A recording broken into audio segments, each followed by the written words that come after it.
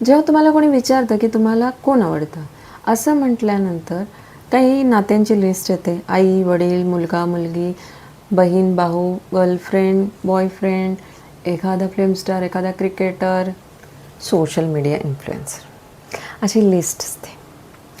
पण असं तुम्हाला कोणी विचारलं आणि तुम्ही म्हणालात, असं भेटलं कोणी की मला ना मी खूप आवडते, मी माझीच फॅन आहे, ऐकायला छान वाटतं ना. तुमचं स्वतःवर किती प्रेम आहे? जर तुमचं स्वतःवरच प्रेम नसेल तर दुसरे तुमच्यावर कसं प्रेम करणार? आपण ह्याच विषयावरती बोलणार आहोत. विषय आहे सेल्फ लव्ह.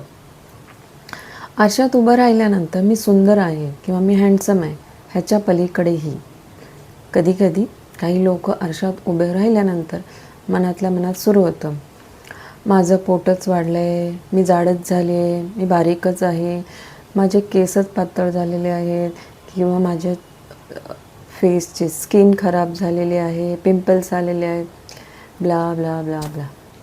खूप कंप्लेंट्स असतात. आपण जसे आहोत तसं स्वीकारणं, स्वतःलाच स्वतःने स्वीकारणं म्हणजे सेल्फ लव्ह. किती बरं वाटतं ना की हां, मी जसं आहे तसं मला पसंत आहे. तुम्ही जेव्हा स्वतःला आनंद द्याल, स्वतःला आनंदी ठेवाल, तेव्हा तुम्ही दुसऱ्यालाही आनंद द्याल. स्वतःवर प्रेम करणं म्हणजे स्वार्थ नाही, ती तुमची जबाबदारी आहे. कोणाच्या तरी अंगावरती ती जबाबदारी टाकणं की तू मला आनंदी ठेव, ह्यापेक्षा मी मला स्वतःला आनंदी ठेवते, हे ऐकायलाही किती छान वाटतं. मध्ये सहसा पाहिलं जातं, हे म्हटलं जातं, त्याचं माझ्याकडे लक्षच नाही, तिचं माझ्याकडे लक्षच नाही. पण तुमचं स्वतःकडे किती लक्ष आहे हो? मी माझ्या प्रायोरिटी लिस्टमध्ये टॉपला आहे. माझी हेल्थ, वेल्थ, माझा स्टडी सगळं प्रायोरिटाईज आहे की हां. आणि ह्याच्यात काही गैर नाही आहे. तुमची काळजी तुम्हालाच ठेवायची आहे. सोशल मीडियावर दिसणारं दुसऱ्यांचं यश, प्रसिद्धी, सौंदर्य याबरोबर मोस्टली कंपॅरिझन होतं की हां, ह्याचं मस्त चाललं आहे. कशाला कंपेअर करायचं? आपण आपल्यासाठी मौल्यवान आहोत. आपलं आयुष्य आपल्यासाठी मौल्यवान आहे. आपलं आयुष्य का दुसऱ्यांबरोबर कंपेअर करायचं? बरोबर ना? तुम्ही स्वतःसाठी कसं वेळ काढता? स्वतःसाठी वेळ काढणं म्हणजे सोशल मीडियावर स्क्रोलिंग नाही. मन थकलं असेल तर थोडं निवांत बसा.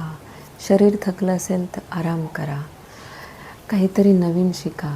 नवीन शिकता येत नसेल तर थोडा वेळ असंच बागेमध्ये एकटे फिरा आणि तुम्हाला आवडणारं आईस्क्रीम एकटंच खा. तुम्हाला आवडणाऱ्या रेस्टॉरंटमध्ये एकटे जाऊन कधी खाल्ले?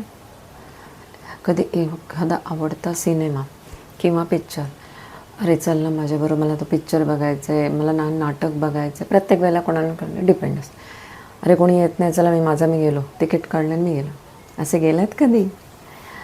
लॉंग ड्राईव्हवर कंटाळा आला आहे, म्युझिक ऑन केलं, लॉंग ड्राईव्हवर केलात, एक चहा प्याले आणि परत रिटर्न आलात.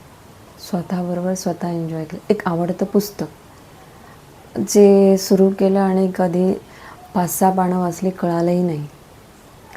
हे स्वतःबरोबर छान वेळ घालवण्याचे हे आहेत. सोशल मीडिया सोडून डिझाईन युअर लाईफ ब्युटिफुली किंवा डिझाईन युअर ब्युटिफुल लाईफ. कधी कधी अजून एक गोष्ट घडते की आपल्या हातातून काही चूक होते आणि आपण आयुष्यभर स्वतःला दोष देत बसतो की माझ्या हातातून अशी चूक झाली. ठीक आहे ना, तुम्ही मनुष्य आहात, तुमच्या हातातून चूक झाली, तुम्ही स्वतःलाही माफ करा. हो, झालीच हो, माफ करा, जबाबदारी घ्या बस आणि पुढे जा. ते दोष देण्यामध्ये वेळ घालू नका. तुम्ही परफेक्ट असण्याची गरज नाही हो, तुम्ही स्वतः असण्याची गरज आहे. बस हा सुंदर प्रवास आहे. कंपॅरिझन करू नका तुमचं कोणाशी. तुम्ही जसे आहात, देवाने तुम्हाला जसं बनवलं आहे ते अप्रतिम बनवलं आहे. देवाची कलाकृती आहे, त्यावर विश्वास ठेवा, करा. आरशात उभं राहा आणि स्वतःला म्हणा, तू जशी आहे तशी मला पसंत आहे, तू जसा आहे तसा मला पसंत आहे, माझं स्वतःवरच प्रेम आहे, मी मला स्वतःला पसंत करतो. हे करून बघा. लहान मुलासारखं वाटेल तुम्हाला, पण खरंच फरक पडेल. तुम्ही स्वतःला पसंत करायला लागाल. लिव्ह मी. तुमच्याकडे आहे त्याच गोष्टींमध्ये जर तुम्ही कंप्लेंट करत राहिला तर येणाऱ्या चांगल्या गोष्टी माझ्या मते अर्ध्यावरूनच रिटर्न जातील, की बापरे आहे त्याचीच कंप्लेंट करतोय, मी जाऊन तरी काय ॲड करणार. तुम्ही श्वास घेताय, खूप चांगली गोष्ट आहे. काहींचे श्वास थांबलेले असतात, ह्या क्षणाला कुठल्याही क्षणाला थांबलेले असतात. तुम्हाला रात्री छान झोप लागते, कधी कधी जास्तही लागते, नशीबवान आहात. इन्सोमेनियाचे पेशंट आहेत ज्यांना गोळी घेतल्याशिवाय झोप नाही लागत हो. तुम्ही छान ब्रीदिंग करू शकता. ट्रायजेमिनल न्यूरोलॉजी नावाचा एक आजार आहे, ज्याच्यात ब्रीदिंगचा प्रॉब्लेम होतो. त्यांना प्रॉपरली श्वास घेऊ शकत नाही. मायग्रेन, डोकं दुखतं, फुटतं अक्षरशः. हे काही आजार आहेत ना, त्यांना औषधं नाही आहेत. त्या फक्त गोळ्या खायच्या, टेम्पररी बरं वाटतं आणि त्या आजाराबरोबर आयुष्य घालवायचं आहे. हार्ट पेशंट आहेत, डायबिटीजचे पेशंट आहेत, गोड खाता नाही येत. तुम्हाला जर गोड खाता येत असेल बिंदास, तुम्ही नशीबवान आहात. तेलकट खाताना हार्ट पेशंटला विचार करायला लागतो, मनापासून खाऊ नाही शकत, खूप बंधनं येतो. पाठीचा कणा तुमचा सरळ आहे, म्हणजे अभिमान म्हणत नाही, पण तुम्हाला पाठदुखीचा प्रॉब्लेम नाही, कंबरदुखीचा प्रॉब्लेम नाही. तुम्ही बराच वेळ सोफ्यावर बसून टी व्ही बघू शकता. अहो त्यांना बसता येत नाही हो जास्त वेळ कंबरदुखीवाले. अनाथ आश्रमातली मुलं आहेत, त्यांना माहिती नाही हो की बाहेरचं जग काय आहे.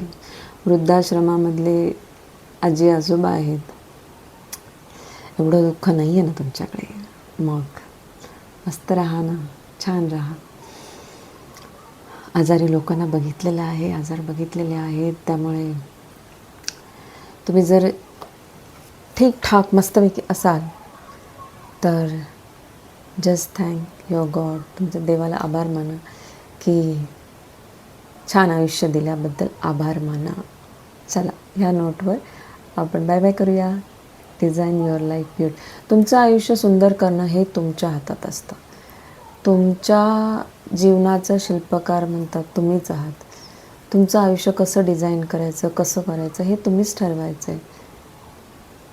तुमच्या आनंदाची चावी, कुलपाची चावी कुणाच्या दुसऱ्याच्या हातात देऊ नका. तर तुमचंच मस्त राहा. Bye bye.